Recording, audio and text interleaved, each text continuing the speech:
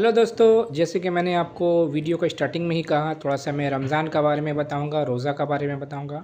तो रमज़ान है क्या? रमज़ान एक्चुअली एक महीना का नाम है, ठीक है। इस्लामिक कैलेंडर का हिसाब से एक महीना का नाम है।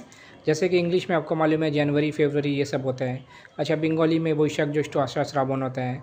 सबका अपना अपना अलग अलग कैलेंडर फॉलो होता है। वैसे ही इस्लामिक कैलेंडर के हिसाब से रमज़ान जो होता है 9th मंथ होता है, ठीक है। तो उसके बारे में पूरा 12 महीना का बारे में मैं बात करूँगा। इसका शुरुआत जो है हिजरी, अच्छा हिजरी साल किसको कहा जाता है? अभी जो चल रहा है मौजूदा 1448 हिजरी चल रहा है, ठीक है। 1448 एक्चुअली 1447 चल रहा है अभी जो मुहर्रम आने वाला है। तो फिर 2026 का मुहर्रम जब आएगा तो 1448 हो जाएगा।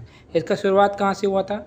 622 एडी में, जब हमारे प्रॉफिट सल्लल्लाहु अलैहि वसल्लम मोहम्मद साहब जो थे वो मक्का से मदीना का लिए माइग्रेशन किए थे, ठीक है। उसी को ही हिज्र कहा जाता है। वहीं से ये जो ईयर है हिजरी साल का शुरुआत किया जाता है।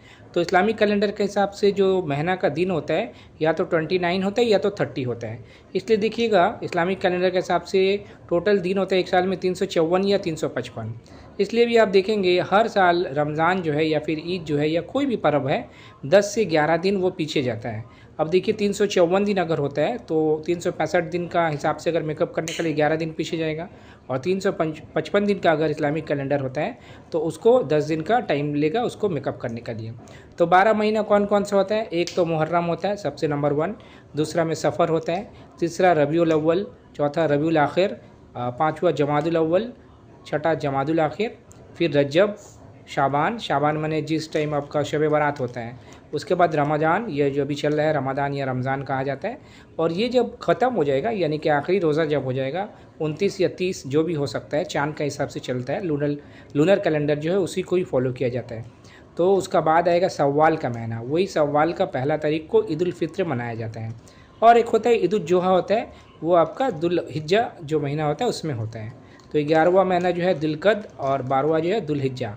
तो ये सब जो मैंने नाम कहा ना, इसका प्रोनाउंसिएशन शायद आपको कहीं ना कहीं अलग अलग मिल सकता है, ठीक है। तो ये रमज़ान जो है जैसे कि अभी मैंने कहा इसमें 30 रोज़ा रखा जाता है, कभी कभी 29 भी होता है वो लूनर कैलेंडर के हिसाब से। तो रोज़ा का मतलब होता है फास्टिंग। अच्छा, सिर्फ फास्टिंग नहीं होता है, यानी कि आपको सुबह से लेके रात शाम तक, सूरज ढलने तक बिना खाए बिना पिए टाइम कटाना होता है। मगर हाँ, उसके साथ साथ आपको सिर्फ भूख प्यास का नहीं, हर चीज़ का आपको रेस्ट्रिक्शन करना होगा। यानी कि आपका एंगर हो सकता है, अच्छा जेलसी हो सकता है, या फिर कोई भी, जैसे कि गांधी जी कहा था ना, बुरा मत देखो, बुरा मत बोलो, बुरा मत सुनो। तो ये सब भी उसमें फॉलो किया जा सकता है, ओके। और इससे आपका समझ में आएगा, जो कंपैशन के बारे में समझ में आएगा। जो भी गरीब दुखी है उन लोग को बहुत ऐसा टाइम खाने को नहीं मिलता है, तो उससे आपको एक फीलिंग जन्मेगा। और साइंटिफिकली ये तो बॉडी के लिए बहुत अच्छा है ही, जैसे कि हमेशा आपने सुना भी होगा, ओके। तो वो जो अब रात का टाइम जो खाना खाया जाता है, रात मतलब भोर का टाइम में, अभी जैसे कि पौने 5 बजे का अज़ान हो रहा है, तो उससे पहले जो खाया जाता है उसको सहरी कहा जाता है। और शाम का यानी कि मगरिब का वक्त, यानी कि शाम में अभी जैसे कि 5:40-45 में हो रहा है। अलग अलग जगह का अलग अलग होगा। अभी हम लोग ईस्टर्न साइड में है तो हम लोग का जल्दी इफ़्तार होता है।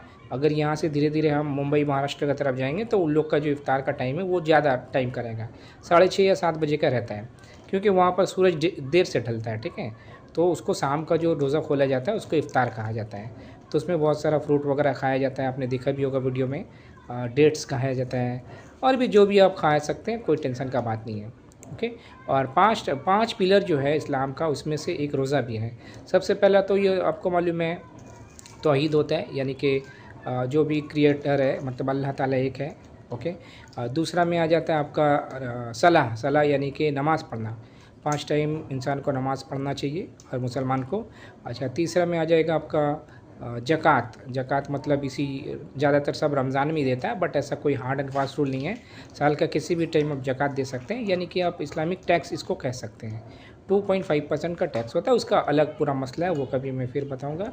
अच्छा, और एक होता है 3 हो गया ना, और एक 5 में तो हज है जो कि कंपलसरी नहीं है, जिसका अगर होगा तो वो जा सकता है।